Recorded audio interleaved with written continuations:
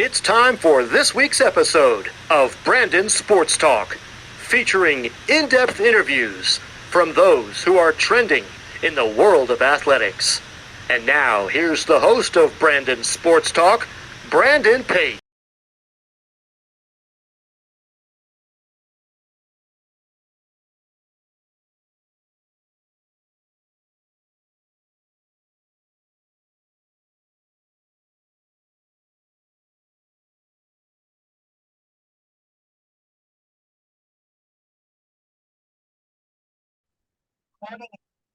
Welcome back to Brandon Sports Talk. In today's episode, I have the privilege of interviewing the Yale's assistant women's ice hockey coach, Coach Grant Kimball. How are you doing today?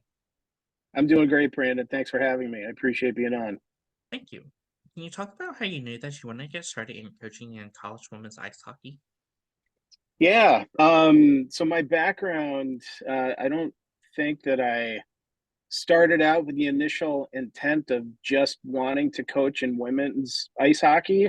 I knew that I wanted to coach. My dad was my coach growing up. I played competitive hockey and played in high school, played in college, and my dad was my coach. He was great. So I knew eventually when I got the chance to coach, I figured I'd coach minor youth hockey and kind of give back to the game. And as luck would have it, while I was in college, my girlfriend at the time played on the club team at Lake Forest College.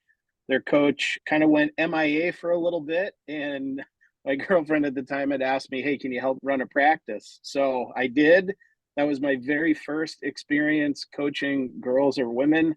Um, and again, at the same time, I had a buddy of mine who graduated a year ahead of me who was coaching the first real competitive U19 girls team in the state of Illinois with the Team Illinois Girls Hockey Association. And his assistant coach got transferred out of state for work. So he asked me to help him out, which I did. And that was my first experience coaching, was on the girls and women's side. And, I knew I wanted to coach. I didn't know how that was going to happen. It just so happened that the opportunity came to me while I was in college. And after I graduated, I was presented with an opportunity to stay on with the Team Illinois Girls Association to help my buddy Jason out at the U19 level. And I was a head coach at the U15 level. And that's really how I got my start. We had girls on our team with the U19 group that were getting recruited. Actually, one wound up at Yale. So that was exciting. And the college game at that time was just really starting to sort of grow and blossom. This was before it was an Olympic sport back in I guess at the time this was 96, 97 for myself. And, the Olympics were a few years away. So that's really how I got my start. And I haven't looked back. What was that experience like for you playing collegiate ice hockey for Lake Forest College? It was great. It was great. Growing up, I put college hockey on a pedestal. My father had a cup of coffee with the Boston University Terrier men's program as a goaltender back in the 60s. We had season tickets as a kid. So growing up in the Boston area, it's part of hockey culture. So we went to the ECAC championships at the Garden. We went to the Bean Pot, and growing up watching college hockey, that was kind of what I had dreamed of doing. And I luckily was talented enough as a seventh, eighth, ninth grader to play a real competitive youth hockey brand, and went to high school and got a chance to go to college. So, I wound up going to Lake Forest College at the Division III level. And at the time, they were like a D3 Division I hybrid team. So they played 16 games a year against Division I opponents. They played another 16 games against Division III. At the time, Lake Forest College was a real competitive program. The year before I got there, they went to the NCAA tournament. I think they lost to UW Stevens Point in the national quarterfinals. So, I came in, having Division I goals, knew that probably wasn't going to happen. Wanted to go Division III. I was recruited by the coach there. Thought I had an opportunity to play, and it was great. Just playing college hockey in and of itself was a bit of an accomplishment, and I had a lot of fun. For you, what was that feeling like getting to put on that jersey and representing the ice hockey program? Uh, it was great. I remember, as a freshman, as oftentimes, you're not a player that gets in the lineup right away, or and that was me. I kind of bided my time and had a view from the stands for a bit before getting the nod that I was going to go in. But I remember during the week, the coach said, "Hey, you're going to dress this weekend." So I remember calling my dad and telling him, and he flew out for the game. And I think I got an assist that night and saw some valuable minutes. But it was the culmination. I guess I can say this now looking back on it, but a culmination of a lot of work, a lot of dedication to finally get a chance to play and get in. So it was a lot of fun, and we were kind of in a tough spot as a program. We had a really young team. We joined one of the most competitive Division III conferences still to this day, the NCHA, the National Collegiate Hockey Association, and it was tough sledding for a little bit, but nonetheless, it was you feel proud putting it on and being with your buddies and trying to make good of things. What was that transition like for you getting into coaching ice hockey and coaching at your alma mater on the women's ice hockey side? Yeah, so interesting story. A classmate of mine who I graduated with was the first varsity women's head coach at Lake Forest. He was a big soccer guy. And he decided to step away from hockey and just focus solely coaching on his women's soccer team. So that opened up an opportunity for a new head coach. I applied for the position. I interviewed for it. I didn't wind up getting the job, and I told the athletic director at the time, "Hey, if whom you ever hire needs an assistant, like I'm more than willing to step in and help out. I want to get into coaching at the collegiate level, and just give him or her my name." And so this was in the spring. Fast forward to middle of the summer, I get a call from the hired head coach, and she said, "Hey, I hear you're interested. Let's talk." So we talked, and I got the opportunity to go back, and it was great. It was a new program. Um, they were just sort of beginning of establishing a program and building a culture and all that stuff. So it was really nice to have a hand and do that for a couple of years and get my feet wet as a part-time college coach would, and learn the tricks of the trade. What was that experience like going to Wayne State and becoming the associate head coach? Well, I didn't actually start out as the associate head coach. That was a role that I sort of grew into after being there for a few years. But kind of another funny story. I was kind of last man standing to a degree. There was a head coaching change at Wayne State. The guy who the head coach originally wanted to hire was having visa issues and wasn't going to be able to get his visa. He was a Canadian citizen and needed a work visa. Wasn't going to be able to work out by the time the season started. So I had applied for a few other assistant positions, and as often happens in the world, head coaches talk to other head coaches and talk about their coaching applicant pools. And my name got passed around a bit. So on a early September day, I get a call from the head coach who says, "Hey, I've got a possible opportunity. I've heard your name. Looks like you've got some good experience. Why don't we set up an interview and talk?" So I was excited. I was, my thought process was ready to go back to Lake Forest for the year and then revisit the job situation in the spring. But as luck would have it, things worked out. I interviewed, and within the span of a week was offered the job and moved my life out to Detroit. And Wayne State is one of those big urban research institutions, literally smack dab in the middle of downtown Detroit. Recruiting there was definitely a challenge. We had to kind of sell fathers on the fact that your daughters are going to be safe with us in Detroit, Michigan, which unfortunately kind of has a challenging reputation, perhaps. But it was awesome. It was great. Right off the bat, I got a lot of responsibility from the head coach. Jim Fetters, his name. He gave me a lot of responsibility on the recruiting end. And as I said, I kind of grew into that associate head coach role. after a few years of a lot of hotel nights and a lot of planes, trains, and automobiles on the road recruiting. But it was a lot of fun, and it was a great challenge, and it was very rewarding to have built what we did there during my 4 years there.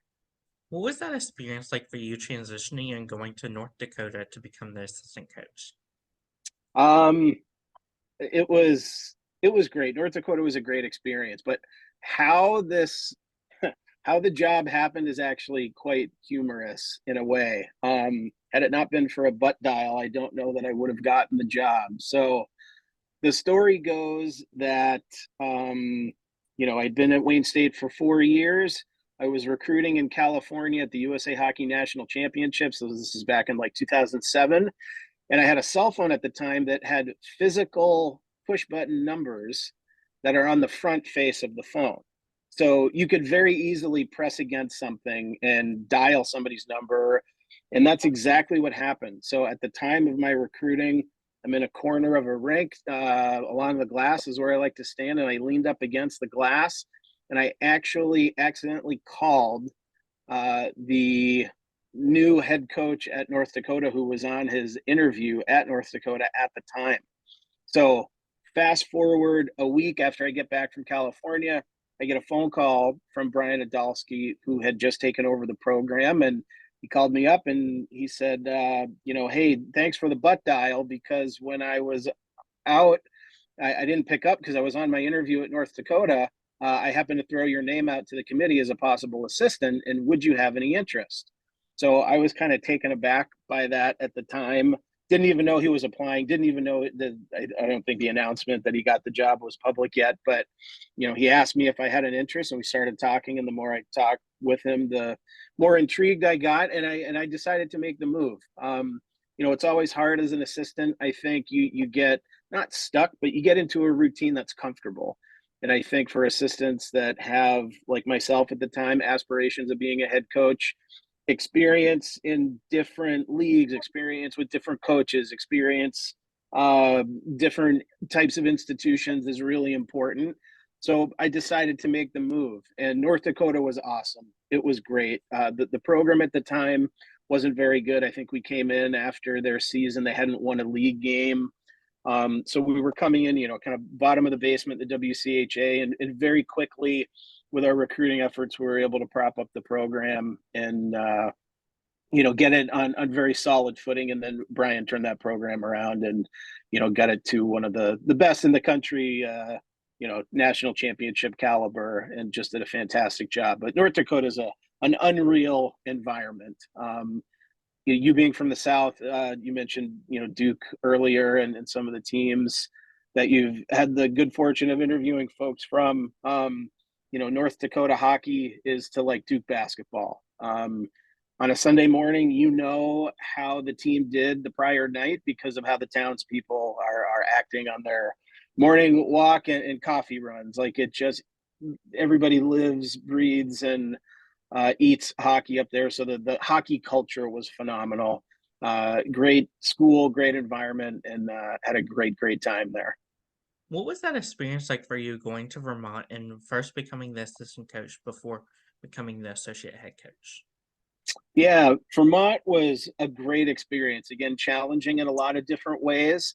The East Coast is home for me. I grew up just outside of Boston, Massachusetts, and my father at the time was going through some health issues. That was my reason for leaving North Dakota and getting back to the East Coast. I had a couple of opportunities to take advantage of job-wise, and the job at Vermont I felt was the best fit for me. At the time, the head coach there was a gentleman by the name of Tim Bothwell, and his assistant was a guy by the name of Mike Gilligan. And Tim played the NHL, has coached in the NHL, played at just about every level, coached at every level. And I said, wow, like what a professional development opportunity for me to take advantage of. And his assistant, Mike, at the time was the men's coach at Vermont for 2+ decades, coached the likes of Martin St. Louis, John LeClaire, and I thought, God, what am I stepping into here? Like, I just need to be a sponge and soak everything up that I can. So I went again. The challenge piece was going to a program that was in transition from kind of being an underfunded, under-resourced program, and now having some resources available in terms of scholarship and recruiting budget and things that good programs really need in order to succeed. So I was part of that transitional process, and came in, I guess, now having been at two Division I institutions and having helped those programs elevate their status, and was tasked with being the associate head coach from day one and getting an opportunity to really hit the ground on the recruiting front. And had the good fortune of helping recruit student athletes that played with Team Canada for the under 18 team and Team USA on the under 18 side, and national senior level players in countries like Sweden and Finland and the Czech Republic. So it was a great opportunity. And Vermont is now my permanent home. I met my wife while I was coaching there in my second year. So it's permanent home for my wife, Lori, and I, and we love it. My dad's up there now. So, the Vermont experience was excellent in a lot of different ways. For you, what was that experience like creating a business called Uncommitted Female Hockey? And what is that business about?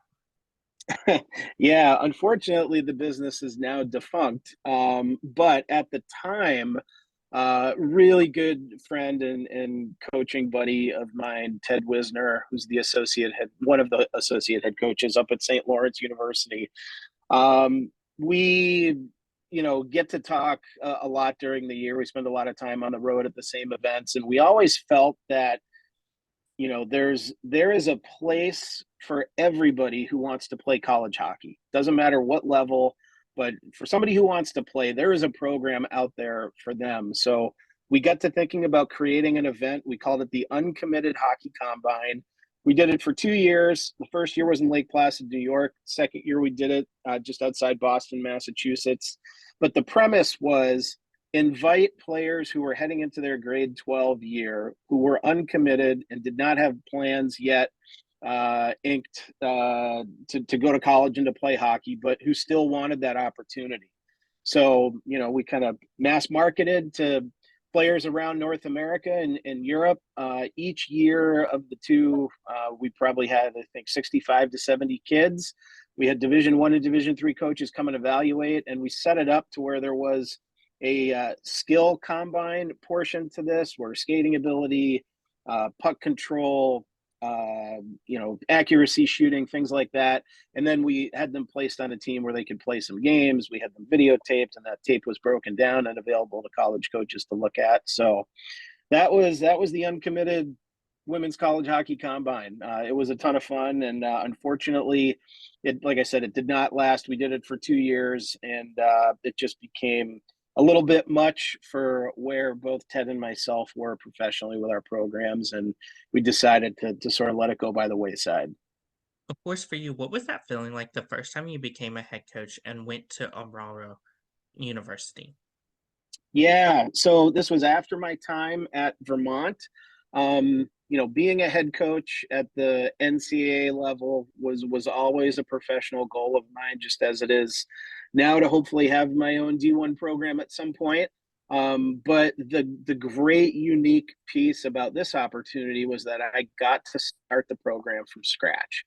The program had not existed. Hockey existed at Aurora. They had a men's, I think, just recently elevated Division III program. They had an ACHA club program for many years, but women's hockey did not exist. So I got to build something from scratch.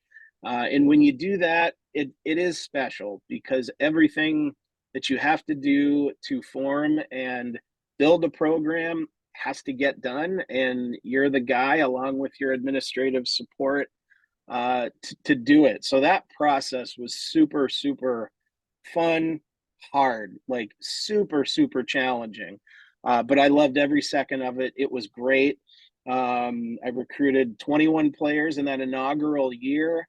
We won 5 games, and we started the program. And, of that original class that I recruited, 13 players remained, and in their fifth year, which sort of COVID provided, they won their first conference championship and first trip to the NCAA tournament. So I felt pretty, proud, and knew that I did something at least to help get the program off on the right foot. And it was great to see so many players of that inaugural class have that experience, because that was the goal, was to, put them in a position to play for some championships. As a head coach, what were some of your biggest accomplishments there? As a head coach, I think just establishing the program and getting it up and running. We didn't lose anybody on any road trips. Everybody made it back to campus. No, I think, establishing something for the first time was pretty special. I was there a short time, 3 years total. First year to get the program recruited and get it up and running, and then 2 years of competitive play. We beat, I think, all but 2 league opponents during my time there. We won 5 games in our initial year. We won 8 games in our second year. So, we steady progression up the ladder. We established the culture, I think, probably in addition to just getting the program up and going.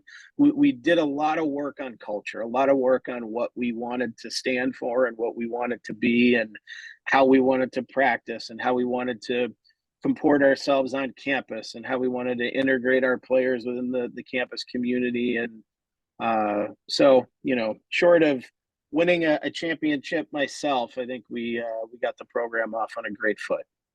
Of course, for you, what was it like getting to create the website womenscollegehockey.org, and what is that about?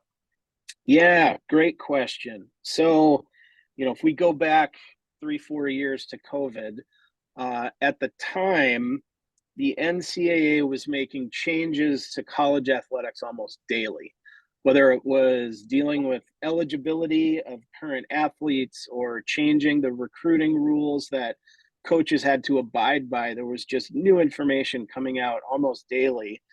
And I had noticed that there was no resource that families of recruits or recruits themselves, so those, players in high school, there was no way to get this information that impacted, our sport or a particular division.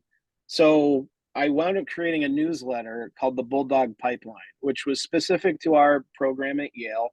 There was a web presence, and basically anytime news came out, I posted it online, and I emailed it to coaches of high school teams and club teams that we recruited from at Yale. And the response was phenomenal. It was great. They loved it because they couldn't find this anywhere else. And it was very specific to our sport.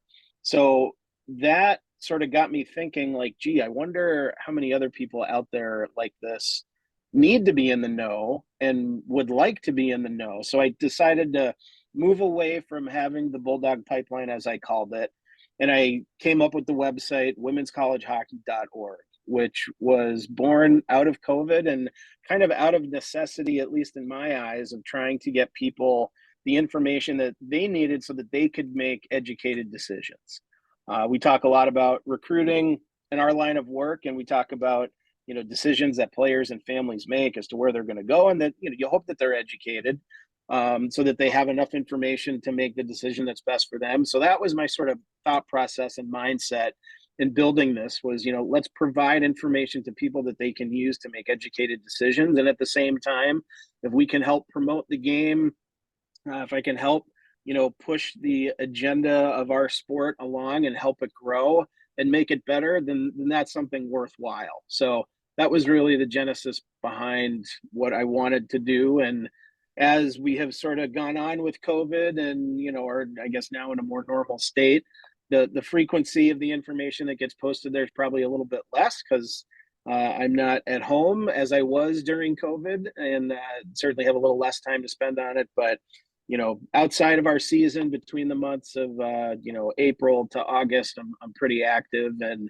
out of that came a podcast idea, the Women's College Hockey Podcast, which I did a few episodes of, and will hopefully be resurrecting later on this spring. So It's been a fun endeavor. Of course, what was that feeling like coming to Yale and becoming the assistant coach?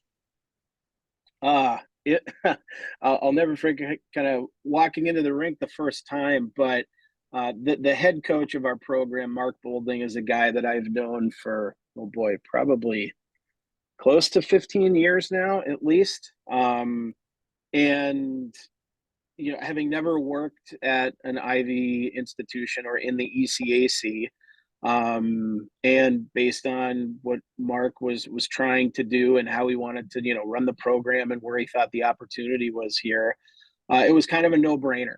I went to high school in Connecticut. It's close to my home up in Vermont. Um, and it was awesome.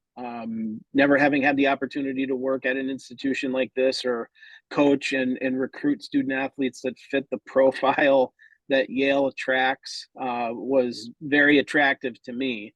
And it's been great. We've had a large amount of success here, both within the Ivy League, within the ECAC, and nationally in a short amount of time.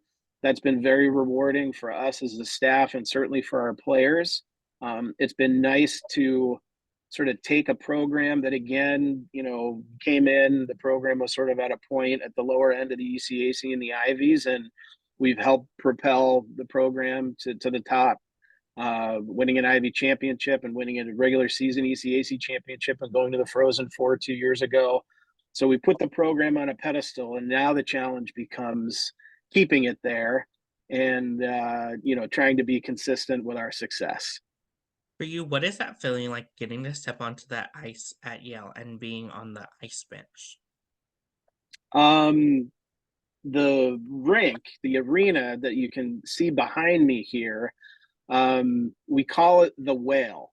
And in the architecture world, our rink, Ingalls Rink, or the Whale as we call it, literally from an aerial view, it looks like a whale. But it's a great building. It's got a lot of character. It's great to be on the bench and help guide our team as we play teams, like Harvard and Dartmouth and Brown and Cornell and Princeton and all the other Ivies and our ECAC opponents. It's a lot of fun. I mean, being on the bench during games is, that's kind of the payoff for all the work that you do during the week and on the weekends. You kind of get to test your theories and see if you recruited the right kids, and it's a lot of fun being on the bench in games. What is that home game atmosphere like when teams like Harvard comes to home? When Harvard comes, because they're such a big rival of us, it's a great environment to be a part of. I'm thinking back to a couple of, I guess it would have been last year. We played them in November. We probably had close to 1,200, 1,500 people in the building. We had a playoff series against them last season where we were successful. We won 2 games. We probably had close to 1,500 to 1,700 in here. So, Yale, as you might imagine, academics are very important to the student body. So we have to, the environment might change or be a little bit better in moments of the semester when there's not as much academic activity. But kind of depends on who you play. But Harvard draws a big crowd. Quinnipiac, who's right down the road from us, about 10 miles, in Hamden, Connecticut, draws a big crowd. We've got a nice little rivalry going on with those guys. So it's a fun place. You can get a few hundred people in here, and it sounds like you're in a good environment. And when you get 800, 1,000 plus, it's really, really fun. What is that away environment like when going to teams like Princeton and playing Carla? It's super competitive. Playing on the road is, a little bit different just as far as your experience goes. You're kind of more focused on your sport. As a player, you're sort of traveling on the bus. You get into an opponent's building. You usually have a pregame skate so you can, get on the ice and get a feel for it. And those, Princeton as an example, their rink, Baker Rink, one of the oldest, if not the oldest arena, I believe, in the U.S. That's where the Hobie Baker Award is named from. It's cold there, I will say that. Bring a jacket. But it's fun place to play, and always fun to beat your opponents on the road too. Can you talk about, of course, the culture that you have helped to build for the program? Yeah, here at Yale, I think we best describe it as like a competitive family. So if you've ever had a brother or a sister, and you love your brother and sister, you do anything for them at any time, but you still fight for the remote control, you still fight for the front seat in the car, you still fight for that favorite spot on the couch. That's kind of how I describe the culture of our team. We have a big roster, uh, no thanks to COVID, but the girls spend a lot of time with one another. They really do enjoy one another's company. It's not clicky. It's not groups of freshmen versus the juniors, or like it's a team. It's a group of people that really enjoy one another's company, but they're competitive, and they know that going hard at one another makes us a better program. So it's like a competitive family. And I think since we've had some success, both in conference and nationally, now there's this expectation to uphold that success for each class, coming in. There's been kind of a new tradition, a new history that's kind of been rewritten. Um, so I think getting them the idea in their heads wrapped around needing to do certain things, which really I think is what your culture is, right? It's how you do everything that your team is associated with.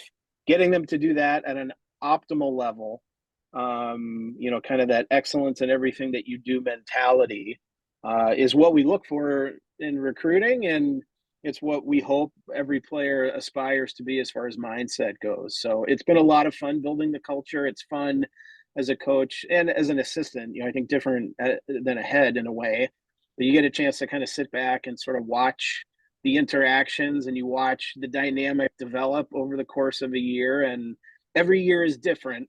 But I think the goals remain the same: is to be a high achieving, hardworking group that cares for one another, but is also very competitive, and everybody being on the same page, wanting to win and have success. What does that recruitment process look like for those prospective student athletes, and what do you look at as an assistant coach in those prospective student athletes? Yeah. Unfortunately, due to NCAA rules, I've got to be a little bit careful about how I answer that question. So I'll probably speak more in generalities. But, generally speaking, the recruitment process begins when somebody enters grade 9 in high school. Generally, they're playing either a competitive brand of high school hockey in their, home state, or they're playing for what we call a tier 1 elite club program, private club program. And in grade 9, sometimes you'll go to either a camp in the summer or a showcase, and you'll watch as a coach, and you identify who you think plays well, and you make your list. And then for us on the Division 1 side, we have very limited opportunities for contact with those recruits that are in grade 9 or 10. We can send a questionnaire to them, and really that's about it until they reach June 15th between their grade 10 and 11 year. And that's when the communication can be initiated by us, and we can have phone calls and discussions and emails. We can't physically meet with anybody face to face until August 1st, in between their grade 10 and 11 year. So we spend time on the phone and through Zooms like this, or through email and texts, and communicating and getting to know people. But it's not until that June 15th date that things really, really start to pick up for, I guess a portion of the recruiting class that we're in process with. What So, does and I'm that sorry, did I miss the second half of your question there? what does that official visit look like for those prospective student athletes when seeing Yale's facility? So on official visits, there are probably, 5 or 6, 7 different things that we hope to get accomplished. One would certainly be a tour of campus, which would include the, academic buildings and, classrooms and some special things on campus. Certainly want to give them a tour of our athletic facilities and the rink, the locker room, our lounge, the ice surface. Um, Getting a chance to spend time with players is really important. So we usually have our players give the campus tour. Kids and parents always like that because the kids are our best recruiters, to be honest. They know all the ins and outs of the university.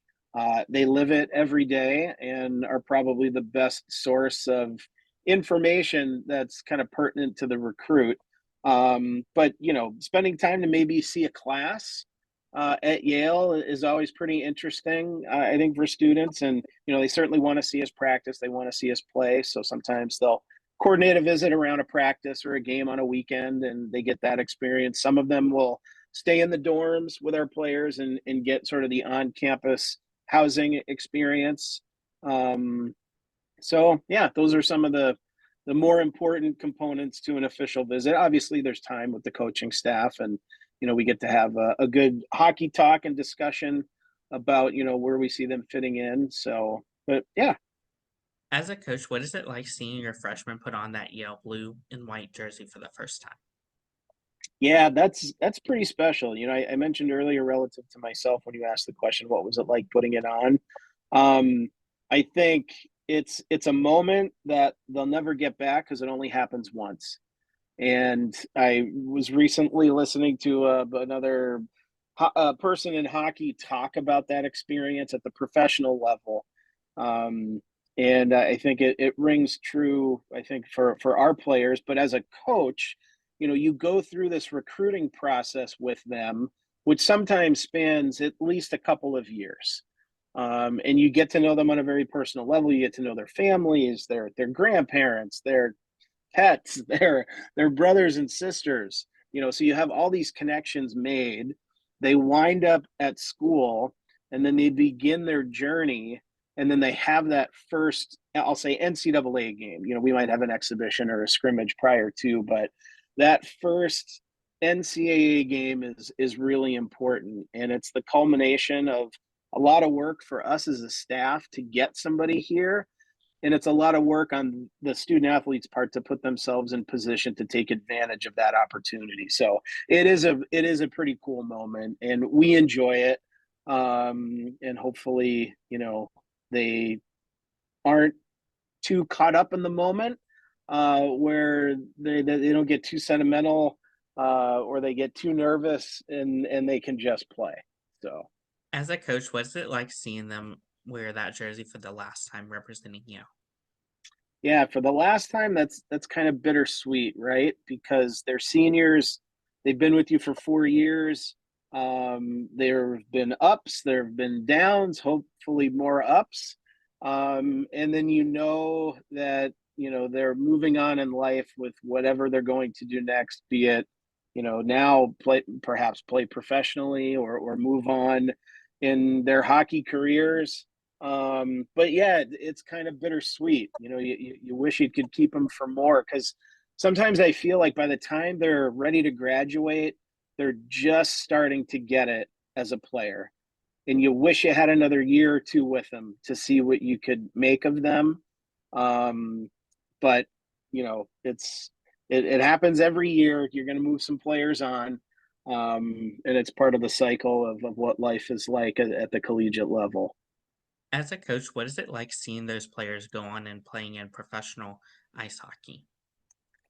Again, it's really rewarding, and you know, it's like maybe a testament to what you're doing as a program and as a staff.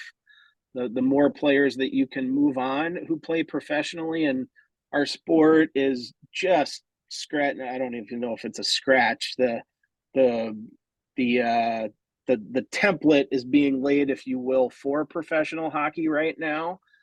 This is the first season that we're currently in right now where the Professional Women's Hockey League, the PWHL, has been established. We have one recent graduate who's playing with the Montreal franchise, and it's wonderful to see her get that opportunity. It is a league for the best players in the world. And to know that you have just a player who came from your program and get that opportunity is pretty special. And hopefully there will be more to come. But, it's a testament to kind of what you do as a staff and helping develop the next generation of players who are creating something that hopefully lives on for forever and provides opportunities for the little girls that are playing right now who are 7, 8, 9, and 10 and looking up to them and knowing that they have an opportunity to play at that level perhaps one day.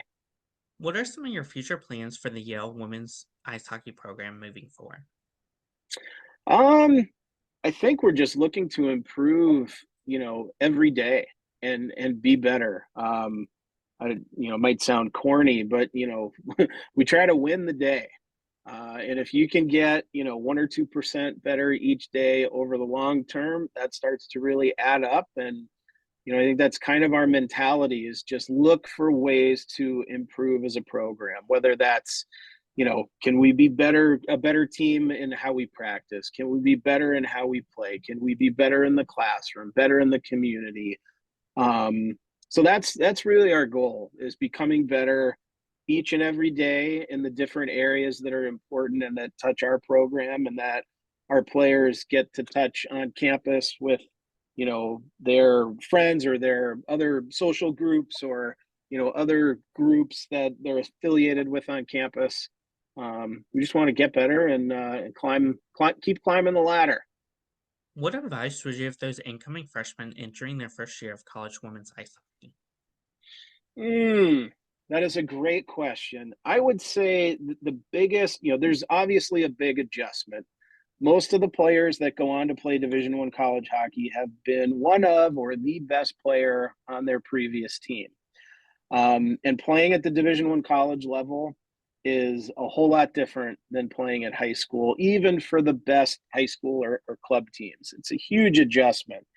And I think, in the interest of my previous statement about just getting better every day, having the mindset of being growth oriented and having the mindset of trying to enjoy or, be responsible for your development process. Today's society, everything is at our fingertips at a moment's notice, right? You want to look something up, you can get it instantaneously. Unfortunately, hockey development is not like that. Improvement does not work that way in the sport of hockey, most sports in general. So I think the best advice I could give is learning to adapt your mindset to what will allow you to improve. And if you can enjoy the development process and know that there is a process and know that it's going to take years, not weeks, not days, not even months, but it will take years to turn into the player that you ultimately could be if we're talking about, reaching your potential or maybe scratching the surface of reaching your potential. That would be my biggest piece of advice is coming in with an open mind and learning to embrace the development mindset as I guess I would describe it as. What advice would you give those college women ice hockey players looking to play on the next level in the professional league?